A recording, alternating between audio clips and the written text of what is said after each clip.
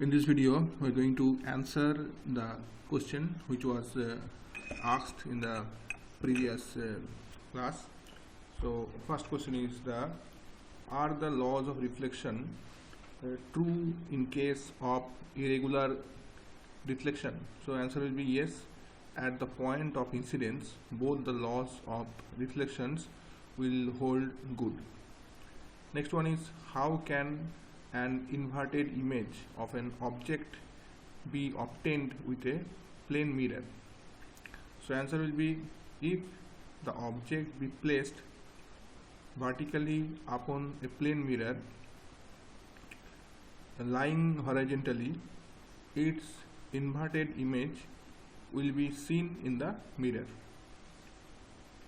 Next one is, what is the radius of curvature of a plane mirror?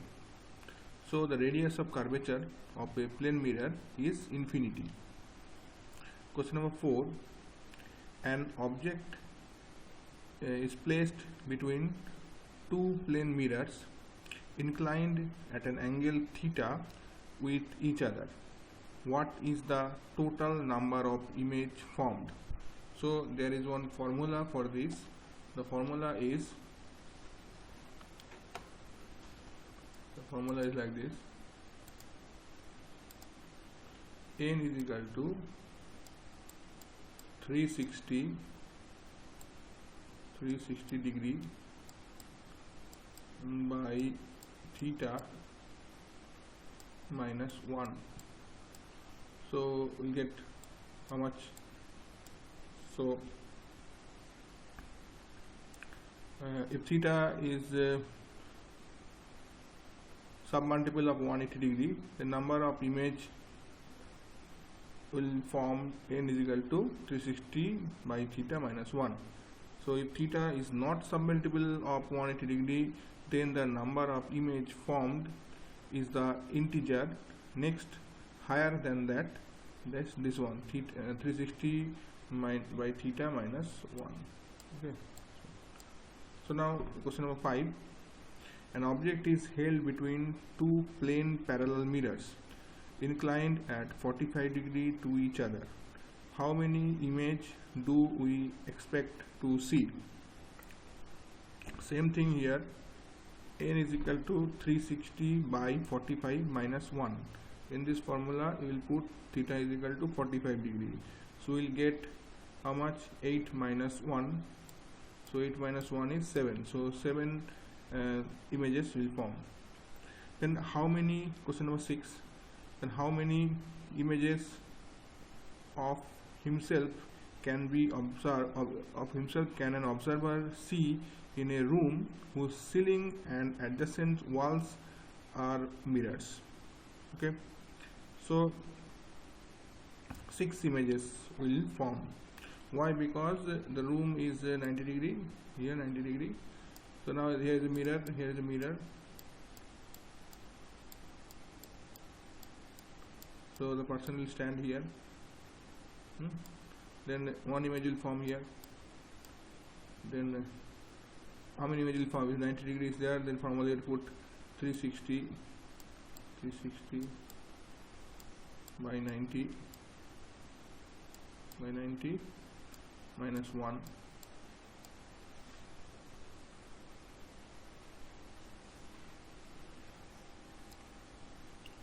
So the question, how many image of himself can observer see in a room whose ceiling and two adjacent walls are mirror? So ceiling is the mirror, so top there is a mirror. Okay, so if 90 degree is the angle between the two things, so total number of image will form how much? Then 4 minus 1, 3. Okay, and ceiling, then one image will form. So what will happen? There are total 7 images will form. How the 7 images form? You think this is the thing, and the ceiling is also the mirror. Think this way. Ceiling is also a mirror. What will happen? This is the original observer, okay, original object. So 3 images will form according to this formula, and these objects there will be one image will form on the ceiling, and that image will also have three more images. Okay, so on the top will be four images will form, and here in the side there are three images, so total 3 plus 4, so total 7 images will form, total 7 images. Okay, so now next one is question number 7. The wall of a room is covered with a perfect plane mirror, and two films are made, one recording the movement of a man and other of its mirror image. From viewing the films later, can an outsider tell which one is which?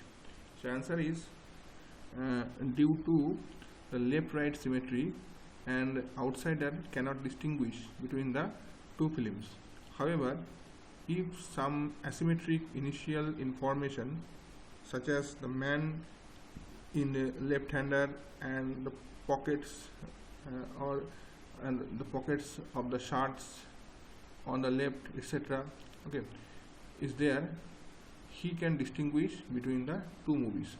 So this is because the image produced by a plane mirror is laterally inverted. So question number 8. The magnification produced by a plane mirror is +1. What does it indicate? So if m is equal to 1 magnification, it indicates that the size of the image is same as the size of the object. And also the positive sign, it is written +1. Positive sign indicates that the virtual image is formed behind the mirror. Now go to the question number 9. What is the angle of incidence when a ray of light falls on a spherical mirror from its center of curvature? So such ray falls normally on the mirror because it is the center of curvature, so it will fall according to the radius of curvature. So radius, so as the radius is perpendicular, so it is why such a ray falls normally on the mirror, so the angle of incidence will be 0 degree. And last question, question number 10. Two mirrors have the two concave mirrors have the same focal length, but the aperture of one is larger than the other. Which mirror forms the sharper image and why? The concave mirror with a smaller aperture forms a sharper image because it is free from spherical aberration. Okay, so if you don't know what is the spherical aberration, so I will discuss in the next class.